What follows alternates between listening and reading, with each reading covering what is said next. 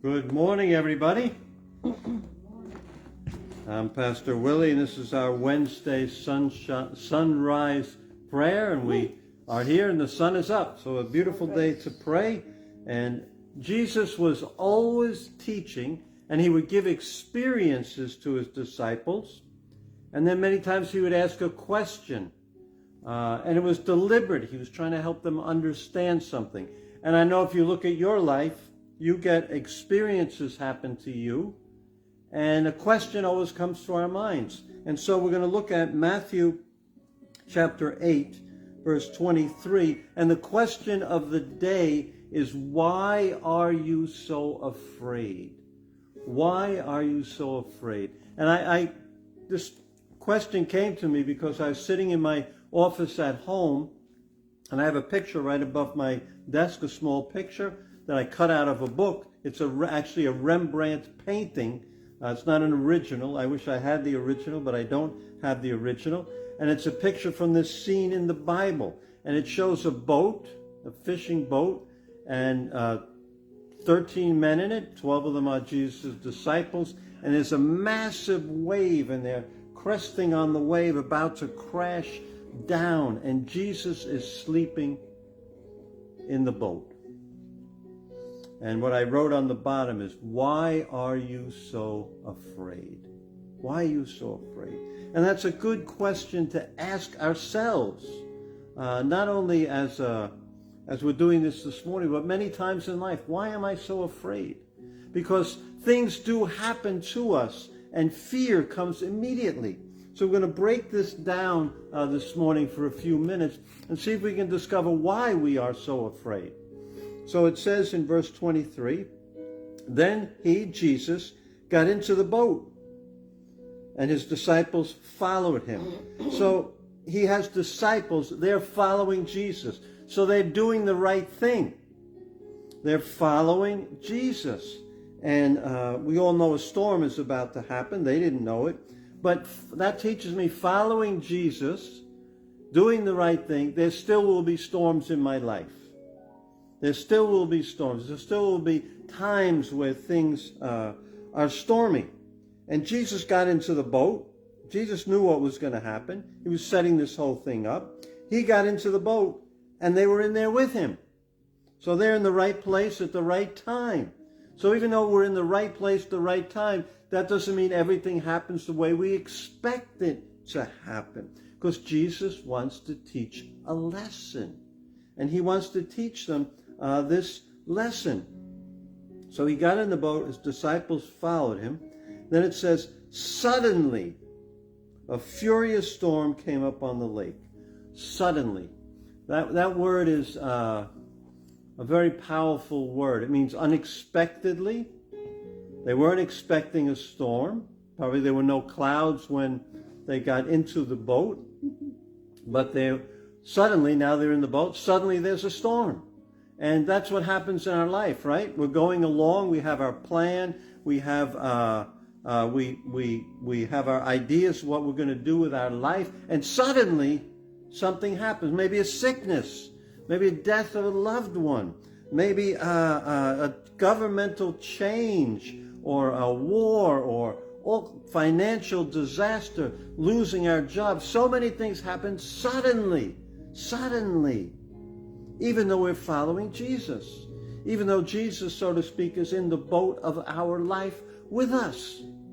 Suddenly things happen. And I don't know about you, when things happen suddenly, it throws me off balance. And I do become fearful. What's going to happen now? That's the first response when something happens that I don't expect. And listen, you don't have to live very long to know that things are going to happen that you don't expect. It happened for me when my mother got cancer when I was 9 and died when I was 12. Suddenly, everything changed. And that's the way life is. Very few people live life without anything suddenly happening to them. So something suddenly happens. Suddenly a furious storm came up on the lake so that the waves swept over the boat. So it was not just a little storm, it was a massive storm. And I wish I could have that picture here. You can Google it. It's Rembrandt, Jesus in the storm, and you'll see it. The storm is amazing. It would petrify anybody. It's like the Titanic going down. And they were in that storm. But you know what Jesus was doing? Jesus was sleeping. Does it ever feel like Jesus is sleeping in the midst of the storm? Yes, it does. To be honest, Sam, sometimes it does. Because we want the storm to be over now. We don't want the storm to come. But the storm comes. And Jesus had a purpose for this storm to come. And he has a purpose for every storm in your life and in my life. He wants to teach us something. He wanted to teach the disciples something. Jesus was sleeping. So the disciples went and woke him up. And they said, Lord, save us. We're going to drown. We're going to drown. So they did the right thing. They woke up Jesus. But Jesus doesn't need to be woken up. He's always listening. He knew what was going on. But that's a normal thing. They turned to Jesus. Thank God they didn't take out some beads or do some other incantations or do whatever. They turned to Jesus. And in the storm, that's the right thing to do. Turn to Jesus. And then they assume we're going to drown. So they assume the worst. Immediately they assume the worst. Even though they're with Jesus, they're on a mission. They're going to accomplish the mission. But they assume the worst. And I don't know about you, but I always assume, I play the things in my mind, and it's the worst case scenario all the time. All the time. My wife is sitting right here. She's nodding her head and smiling because I always think of the worst. And that's what they do. We're going to drown. We're going to die. And that's what we tend to do. And that fear does that. It feeds on itself and makes things even worse than they maybe are. So they're fearful. They assume the worst. And Jesus replies in verse 26, "You of little faith, why are you so afraid?" Why are you so afraid? So why were they so afraid? Because it happened suddenly. They weren't expecting it. Because their mind and imagination went to the worst case scenario. But I think the main reason is because they were not in control. They were not in control. They were fishermen. They knew how to control a boat. But with this storm, they were not in control. And I think the lesson, I know the lesson Jesus was teaching them, you're not in control. And that's the lesson I want to learn. I'm not in control. But Jesus is in control. And he knows what he is doing. And I don't want to have that little faith. I want to have mature faith where I will be able to say, I don't know what is going on with this storm, but I know Jesus is in charge. He hasn't left me.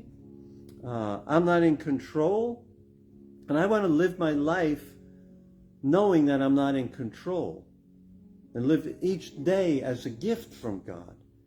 And knowing I can't control people, I can't control circumstances, I can't control anything. And live one day at a time, taking it as it comes. And living each day for God. So that's the lesson he's teaching them, that they're not in control. So then he gets up, he rebukes the wind and waves, and it was completely calm. Completely calm. Lesson over. And they were amazed. The men were amazed and asked, what kind of man is this? Even the winds and waves obey him. And that's the part of the lesson also. There's no storm that's too strong for Jesus. There's no wave that's too strong for Jesus. Whatever you're going through right now in your life, it's not too strong for Jesus. Trust in him. Trust in him. That's what he's teaching them. Trust in him. You're not in control. He's in control. And he can control even the winds and the waves. He can control any storm. Everything is according to his purposes. And when Jesus was getting ready to leave his disciples and leave them here, in John 14, when he's telling them he's going to leave the Holy Spirit, and we have the Holy Spirit with us, he says this in 14:27 of John. Peace I leave with you, my peace I give to you. I do not give as the world gives. Do not let your hearts be troubled, and do not be afraid. God is in control, even when it seems like nothing is in control. And we can trust in him. And you know what? Maybe we'll even get a good night's sleep in the midst of a storm. So there's prayer points below, and encourage you to pray. Call somebody, pray together. Pray about fear, and we're going to pray here about the fear of even reaching out to people, telling people, becoming more vocal about our faith. So this is Pastor Willie. If you need a prayer, just leave an instant message or leave a comment, and we'll be happy to pray for you. God bless you.